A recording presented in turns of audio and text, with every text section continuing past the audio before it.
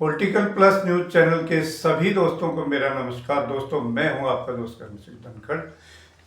साथियों, NCERT book, NCERT की कक्षा 7 की सोशल स्टडीज की बुक में चैप्टर है, नया जोड़ा गया है 2025-26 सेशन के लिए, और इस चैप्टर का नाम है exploring society India and beyond.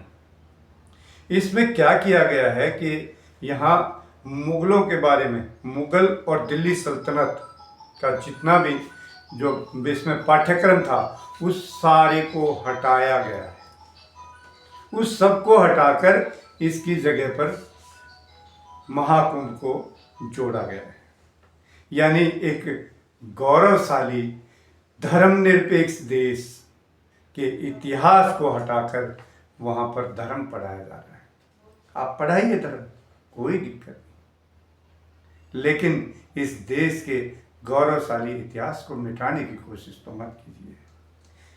ऐसा इसलिए जो है किया जा रहा है क्योंकि इनके खुद के बच्चे जो है वो अमेरिका, यूरोप और ऑस्ट्रेलिया में पढ़ते हैं। इनका ये वाला गंद इनके बच्चे नहीं पढ़ते, ये हम लोगों को परोसा गया है सिर्फ हिंदू मुस्लिम करने के लिए। इनके बच्चे तो जो है वो पढ़ाई पढ़ते हैं, उन देशों में पढ़ाई पढ़ते हैं जहाँ पर मानवता और मानव विकास की पढ़ाई पढ़ाई जाती है, ना कि धर्म और सत्यानाश की। इसलिए ये यहाँ पर पाठ्यक्रम बदल रहे हैं। चलिए, आपने लोधी या मुगलों को किताबों से ख़त्म करने की ठान लीजिए, लेकिन ज़रा सोचिए, क्या आप ये कर पाएंगे? क्या आपकी आने वाली पीढ़ियां जो आपसे सवाल करेंगी उनका जवाब आप दे पाएंगे? सवाल ये है कि अगर आपके बच्चे, आप परिवार समेत आप अगर लाल किला देखने जाते हैं तो लाल किले के अंदर घुसने से पहले उस विशाल मीनार को जब देखेगा बच्चा, तो वो पूछेगा कि पापा जी, मम्मी जी, ताऊ जी, चाचा जी, फूफा जी, बुआ जी, ये लाल किला, रेड फोर्ट किसने बनवाया था, कब बनवाया था और क्यों बनवाया था? आप किताबों से मिटा दोगे मुगलों को, लेकिन क्या इस लाल किले को, जहां पर हर साल हमारे प्रधानमंत्री झूठ का पिटारा खोलते हैं, उस लाल किले को ढा दोगे? क्या उसको नस्तनाबूद कर दोगे? यही नहीं, जब वो लाल किला देखकर बाहर की तरफ देखेगा, बाहर निकलते वक्त उसकी नज़र सामने एक और विशाल इमारत पर पड़ेगी जिसका नाम है जामा मस्जिद। और जामा मस्जिद को देखकर वो निसंदेह वो बच्चे के मन में सवाल जरूर आएगा कि इतनी बड़ी सामने जो है ना एक बड़ी इमारत, विशाल इमारत, लाल लाल रंग की, ये क्या है? क्या बताओगे? क्या बताओगे? शिव जी का मंदिर है? या ये कहोगे कि ये इसका नाम जामा मस्जिद है? और जब आपने जामा मस्जिद कहा तो निसंदेह वो बच्चा ये भी पूछेगा कि ये जामा मस्जिद किसने बनवाई? तो क्या ये बताओगे कि हमारे पुरखे के बेटा, हमारे पुरखे पहले मुस्लिम थे, उन्होंने बनवाई थी? या ये बताओगे कि तुर्किस्तान है, अजरबैजान और पता नहीं कहाँ कहाँ किस किस स्थान से मुगल यहाँ आए थे, ये जामा मस्जिद मुगलों ने बनाई थी? अगर आपने ये कहा तो फिर मुगल सामने आ गए, फिर निकल कर आ गए। इतिहास को कहाँ तक छुपाओगे आप?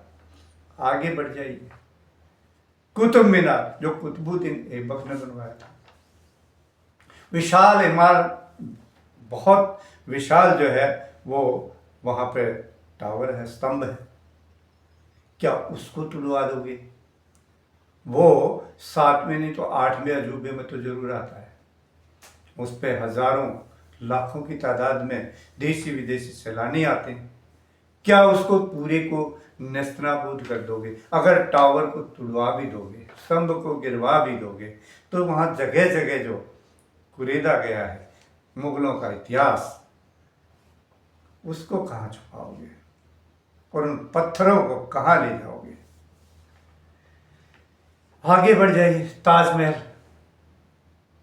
आपने बहुत सोशल मीडिया पे बताया कि ताजों ने बनवाया था, ये ताजो महल है, लेकिन जो हकीकत है वो तो हकीकत है ना भाई, उसको तो आप कभी बदल तो नहीं ना सकते कि ताजमहल जो है वो शाहजहां ने बनवाया था। जो हकीकत है उसको आप नहीं बदल सकते। इस दुनिया के 7वें अजूबे में शामिल है। 40 लाख लोग हर साल, यानी कि औसतन 11,000 लोग ताजमहल देखने आते हैं और देश विदेश से आते हैं।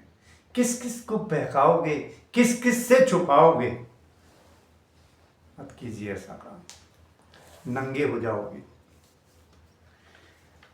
अब एक बात बताइए, ये इतिहास तो इनका बहुत लंबा है, राजनीतिक इतिहास, जहाँ इन्होंने इमारतें बनवाई, ये बनवाए, किले बनवाए, ये बहुत लंबा इतिहास है। अगर मैं इनकी एक एक तो यहाँ पर जो है मुझे वर्षों लग जाएंगे, इतना लंबा इतिहास है।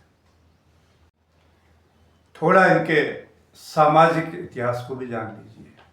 राजनीतिक इतिहास मैंने बताया, अकबर से शुरुआत होती है। जोधाबाई की शादी महाराजा मारवाड़ के महाराजा उदयवीर सिंह क्षत्रिय ने डर के मारे घी बंध गई, तो अकबर से अपनी बेटी जोधबाई यानी कि जोधाबाई का विवाह किया था।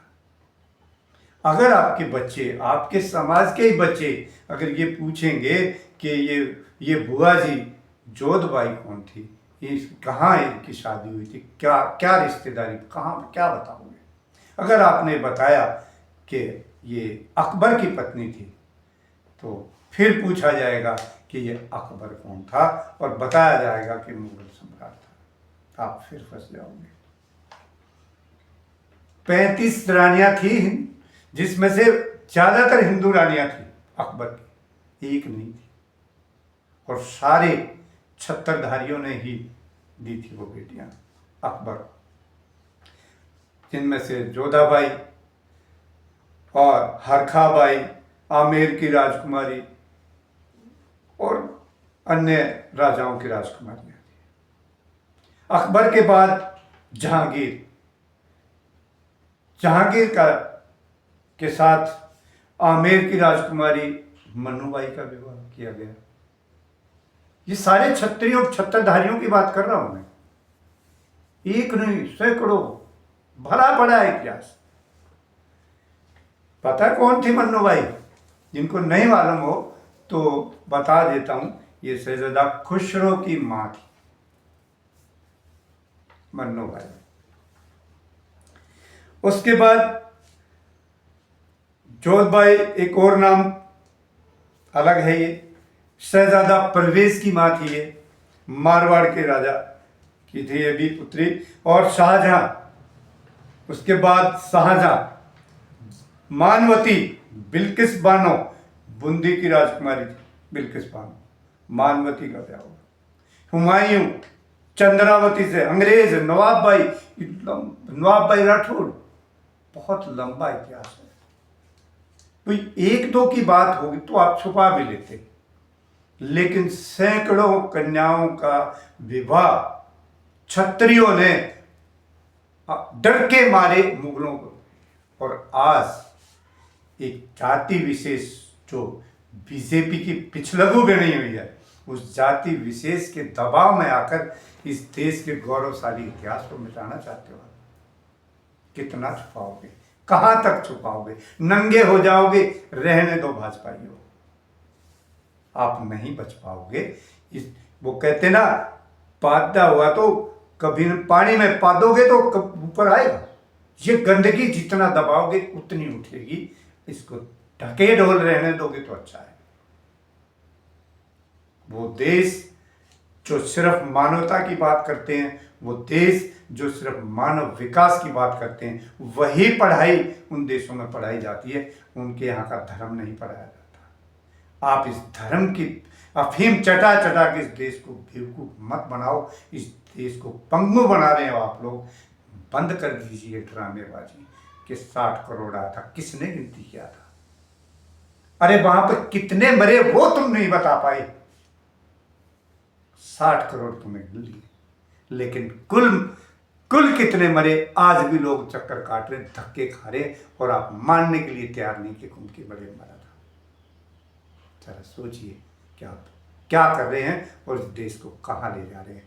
सभी दर्शकों से भी मैं विनती करूंगा कि देश की सोचिए, धर्म की बाद में सोच लेंगे। जय हिंद साथियों। आज 13वां दिन है, वो माफ करना, आज 13वां दिन है और हिंदू धर्म के हिसाब से आज 13वीं हो जानी चाहिए थी पहलगाम। जय हिंद साथियों।